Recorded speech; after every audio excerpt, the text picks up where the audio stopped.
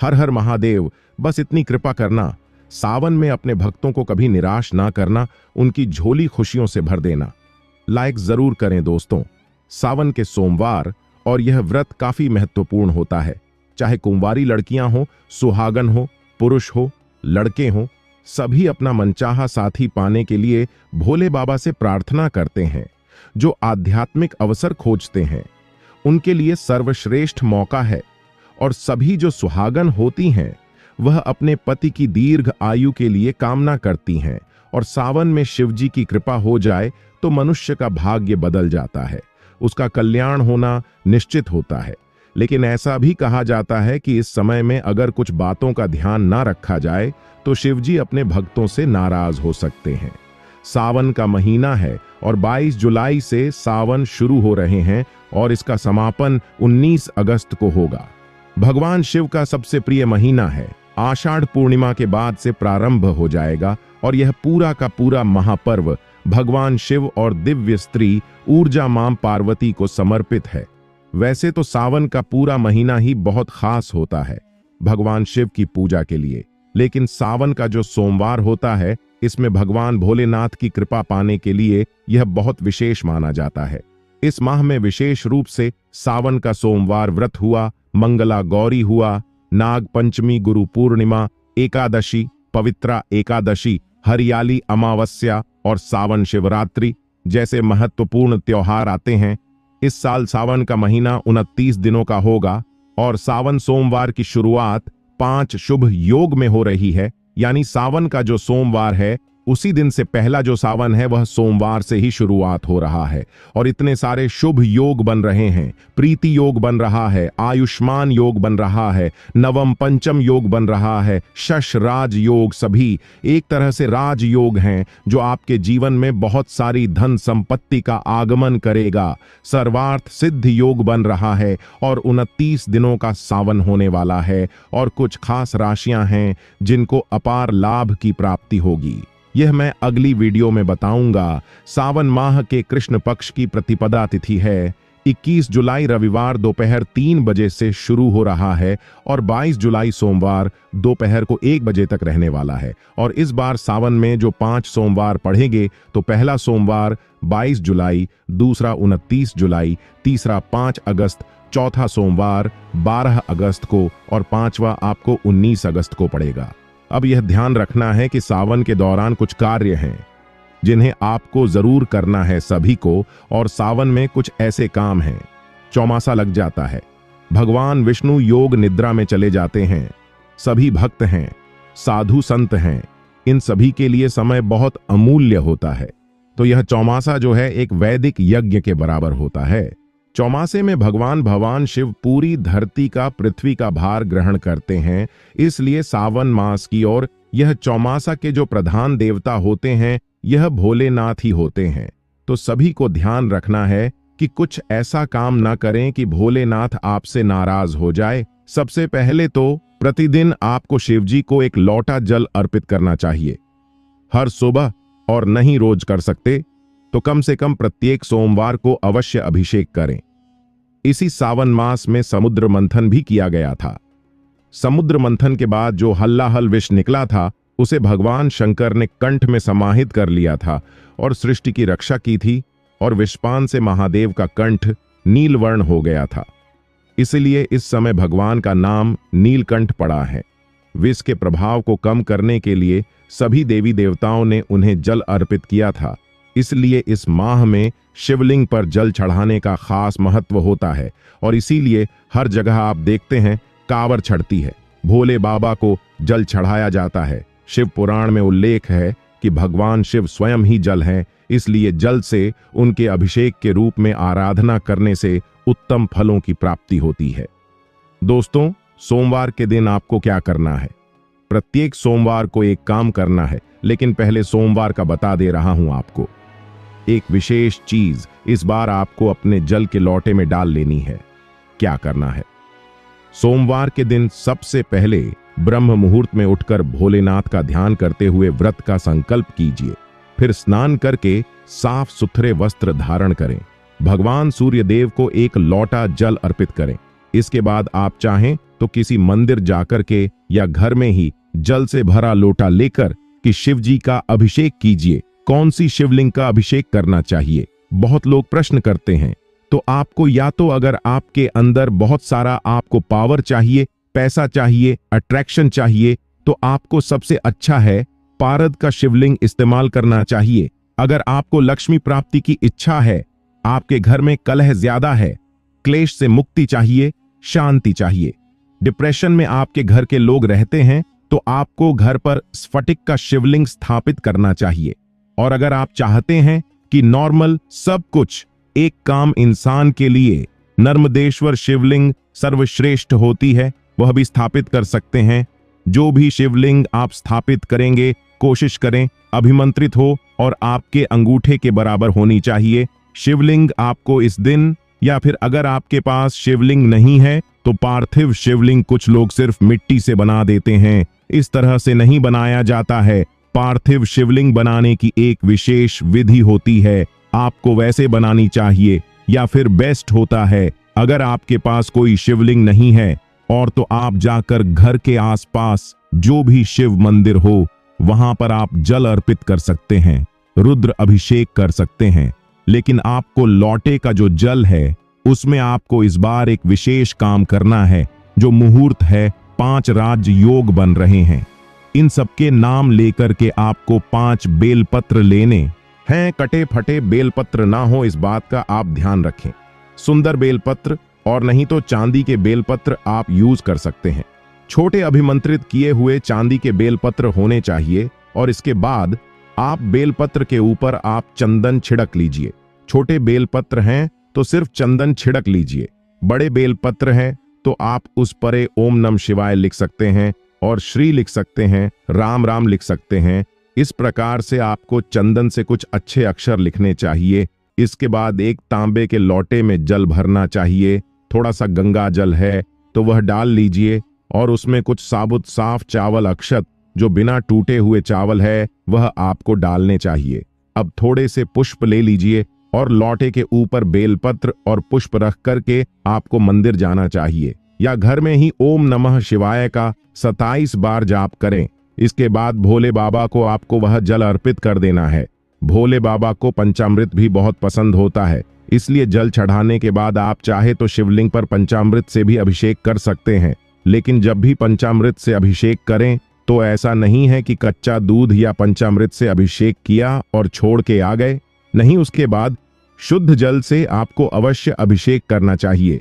पूरे समय ओम नमः शिवाय, ओम नमः शिवाय, ओम नमः शिवाय इसका जाप करते रहे। शुद्ध जल से अभिषेक करने के बाद हो सके तो एक छोटे से रुमाली या तौलिए से भोले बाबा को पोंछे। चंदन से आप त्रिपुंड बना सकते हैं। जनेऊ अर्पित करें, पुष्पों से श्रृंगार करें, फल चढ़ाएं, बेलपत्र से श्रृंगार करें, बेलपत्र चढ़ाएं, भांग धतूरा, आखड़े के पुष्पों की माला चढ़ाई और रुद्राक्ष आदि की माला आप अर्पित कर सकते हैं। थोड़ा सा शहद इस दिन आपको अवश्य अर्पित करना चाहिए। अगर आप चाहते हैं आपके रिलेशंस मधुर हो तो आपको थोड़ा सा शहद भी अर्पित करना चाहिए और धूप दीप करें। फिर वहीं बैठ करके आप चाहें तो शिवलिंग अष्टक का पाठ करिए, पंचाक्षर स्तोत्र का पाठ करिए, शिव तांडव स्तोत्र का पाठ कर सकते हैं, शिव जी की चालीसा पढ़ सकते हैं और आप चाहें तो किसी पंडित जी के द्वारा रुद्राष्टक पाठ भी कर सकते हैं। फिर रुद्राक्ष की अगर आपके पास अभिमंत्रित माला है, संस्कारित माला है, तो आपको इससे 108 बार महामृत्युंजय मंत्र का जाप करना चाहिए। ओ त्र्यंबकम यजामहे सुगंधिम पुष्टिवर्धनम उर्वारुकमिव, इस प्रकार से जाप कीजिए। इस दिन महामृत्युंजय मंत्र का जाप करना सर्वश्रेष्ठ माना गया है। और अगर मंदिर में पूजा कर रहे हैं आप तो घर में आकर के आपको भगवान शिव की प्रतिमा हो, कोई फोटो हो या घर के ईशान कोण में एक दीपक ओम नमः शिवाय बोलते हुए जरूर जलाना चाहिए। और अगर फोटो आधी मूर्ति आधी है तो उन्हें तिलक लगाकर पूजा अवश्य करें, थोड़ा सा भोग अर्पित करें। अंत में अगर आप चाहें तो श्रावण माह के सोमवार के व्रत की कथा भी सुन सकते हैं और श्रद्धा पूर्वक भगवान शिव की आरती करें। शीश दंग अर्ध अंग पार्वती सदा विराजित कैलाशी नंदी वंगी निरत करत है। गुण भक्त शिव के दासी इस प्रकार से आरती करें। भोले बाबा की उनसे आशीष मांगे, प्रसाद वितरण करें, क्षमा प्रार्थना करें कि जाने जाने कोई भूल चूक हुई है तो प्रभु आप मुझे क्षमा करें। दोस्तों, आशीर्वाद मांगे अपने लिए, अपने परिवार के लिए, अपने रिश्तों के लिए, और यह बहुत शुभ माना जाता है। हो सके तो इस दिन व्रत रखना चाहिए। व्रत कैसे रखा जाता है? शिव जी का व्रत 3 प्रहर का रखा जाता है और संयम रखना चाहिए। हर प्रकार का संयम रखें। आत्मचिंतन का समय होता है, ध्यान का समय होता है, तो ध्यान का अभ्यास करें। इस पवित्र अवधि जो सावन का महीना है, यह पवित्र अवधि अपने आत्मनिरीक्षण, आप जीवन में क्या कर रहे हैं, क्या करना चाहते हैं, अपने आध्यात्मिक विकास की ओर आपको ध्यान देना चाहिए। चौमासा होता है सावन में, तो दिव्य मार्गदर्शन लेना चाहिए। अपने गुरु, अपने ज्योतिष जो भी हैं, उनके संग उनका संग करें। याद रखें, सावन आध्यात्मिक कायाकल्प का अवसर है, परमात्मा से जुड़ने का समय है। तो भगवान शिव की कृपा आप सब पर बनी रहे और सावन के पवित्र महीने में आध्यात्मिक शुभता और शुद्धता, इसको बनाए रखने के लिए कुछ चीजों से बचने की भी सलाह दी जाती। एक तो सावन में जहां तहां निवास नहीं करना चाहिए। कीड़े मकोड़े बहुत ज्यादा निकलते हैं, घर में नकारात्मकता बचाई जाती है। तो इस मौसम में अपने घर को हर समय साफ सुथरा आपको रखना चाहिए। कूड़ा कचड़ा नहीं इकट्ठा करके रखना चाहिए। सुबह शाम आपको सुगंधित धूप करनी चाहिए। इससे एक तो घर का वातावरण पवित्र रहता है और कम से कम ओम नमः शिवाय का कम से कम 11 माला का या एक ही माला कीजिए सच्चे दिल से। पर आपको जाप अवश्य करना चाहिए। सावन के पूरे महीने में आपको सात्विक भोजन करना चाहिए। भूल से भी मांस, मछली, अंडा, लहसुन, प्याज, मदिरा आदि किसी भी प्रकार के मांसाहार, नॉनवेज हुआ, ड्रिंक आदि हुई, नशे की चीजें हुई, इससे आपको परहेज रखना चाहिए। व्रत के दिन फलाहार करना चाहिए, यह श्रेष्ठ होता है। नहीं कर सकते तो कम से कम एक समय सात्विक भोजन करें। भोजन बनाए भी तो पूरी शुद्धता के साथ आपको देशी घी में या सरसों के तेल में ही भोजन बनाना चाहिए। और जो लोग फलाहार करते हैं या वह लोग एक समय सात्विक भोजन भी कर सकते हैं। गलत भोजन तामसिक माना जाता है और यह आध्यात्मिक विकास में बाधा बनता है। यह आपके दिमाग और शरीर के संतुलन को बिगाड़ देता है। आपके स्वास्थ्य और आपके आध्यात्मिक कल्याण, आज तक आपकी जितनी पदयात्रा हुई है, वह सभी के फल को नष्ट कर देता है। पाचन तंत्र सावन के महीने में धीमी गति से काम करता है, इसलिए इस मौसम में विशेष रूप से खानपान अगर नहीं भी सही रखा गया तो आपकी सेहत खराब हो सकती है। इसलिए आपको ध्यान रखना चाहिए। नियमों का पूरी तरह से पालन करें। व्रत को अधूरा नहीं छोड़ना चाहिए। जैसे कुछ लोग 4 सोमवार व्रत का संकल्प लेते हैं लेकिन 2 करके छोड़ देते हैं। अगर आपको लगता है मैं 4 सोमवार नहीं कर पाऊंगा, 2 ही, आपकी इच्छा हो तो 4 सोमवार या 5 सोमवार का संकल्प ले सकते हैं। और व्रत या फिर आपको संकल्प लेने की आवश्यकता ही नहीं है। आप मन में कर लीजिए कि मुझसे जितने हो पाएंगे मैं उतना करूंगा। यह सोच करके आपको आचरण को पवित्र रखें। किसी का भी दिल दुखाए बिना आपको व्रत को धारण करना चाहिए। आप देखेंगे यही सावन का महीना आपको कितना फलदायी होगा। किसी भी प्रकार के नकारात्मक विचार है, क्रोध है, हानि है, आप मंदिर आदि में जाएंगे, किसी के ऊपर बुरी नजर रखना, किसी के प्रति झूठे आकर्षण से बचना, शादीशुदा महिलाओं से बातचीत करना, छेड़खानी करना, पराई स्त्रियों से पराए पुरुषों से संपर्क बनाना, यह सभी चीजें आपकी आध्यात्मिक यात्रा में बाधाएं पैदा करती हैं। अपने विचारों को शुद्ध रखें। किसी प्रकार का अशुद्ध विचार भी मन में ना लाएं, अशुद्ध व्यवहार ना करें। अपनी यौन पवित्रता को भी बनाकर रखें। किसी भी तरह के माया जाल में ना फंसे। कायाकल्प का काल है और जीवन साथी के साथ भी आपको मर्यादापूर्ण व्यवहार करना चाहिए। किसी भी तरह के झगड़े, खराब व्यवहार, यह संबंधों में दूरियां बनाते हैं। इसलिए जितना संभव हो रिलैक्स रहें और दूसरों पर गुस्सा करने से आपको बचना चाहिए। आपको इस दौरान किसी भी प्रकार की पंचायती में भी नहीं पड़ना चाहिए, क्योंकि दूसरों की नकारात्मक ऊर्जा आप अपने अंदर घर कर रहे हैं। झूठ का सहारा लेकर के किसी भी काम को न करें। भोले बाबा छोटी सी पूजा से प्रसन्न हो जाते हैं, लेकिन जो लोग झूठ का सहारा लेते हैं, जीवन में उनसे कभी भी भोले बाबा प्रसन्न नहीं होते हैं, न वो उन्हें शुभ फल देते हैं। अपने बड़े बुजुर्गों का सम्मान करें, किसी भी प्रकार से किसी का अनादर ना करें और कोई भी ऐसा कटु वचन किसी को ना बोले जिससे किसी का मन दुखी हो जाए, वह नाराज हो जाए। घर के सभी लोगों के साथ अच्छा व्यवहार करें। पुरुषों को चाहिए कि स्त्रियों का सम्मान करें और स्त्रियों को भी चाहिए कि पुरुषों को अनाप शनाप ना बोले। अपने घर से हर प्रकार की नकारात्मकता को दूर रखें। इस महीने में शादी ब्याह जैसे शुभ काम करने का लग्न नहीं होता। बहुत सी शादीशुदा महिलाएं इस समय इसीलिए अपने मायके भी चली जाती हैं, ताकि इस अवधि में ब्रह्मचर्य के व्रत का पालन करना चाहिए। मरकुरस्य के पुत्र मार्कंडे ने लंबी आयु के लिए सावन माह में ही घोर तपस्या कर ब्रह्मचर्य का पालन कर शिव जी की कृपा प्राप्त की थी, जिससे मिली मंत्र शक्तियों के सामने मृत्यु के देवता यमराज भी नतमस्तक हो गए थे। अतः इस माह में ज्यादा से ज्यादा तपस्या करें, ज्यादा से ज्यादा ब्रह्मचर्य के व्रत का पालन करें। अनावश्यक यात्राओं से भी आपको बचना चाहिए। इस दौरान की गई यात्राएं सफल नहीं होती हैं, उल्टा कुमार्ग पर लेकर जाती है, दुर्भाग्य को पैदा करती है। इसलिए कोशिश करना चाहिए कि श्रावण के महीने में आप यात्रा कम से कम करें और एक अवधि है जिसको आपको मर्यादापूर्ण तरीके से बिताना चाहिए। सावन में बाल भी नहीं काटने चाहिए, दाढ़ी मूछ नहीं काटने चाहिए, नाखून नहीं काटने चाहिए।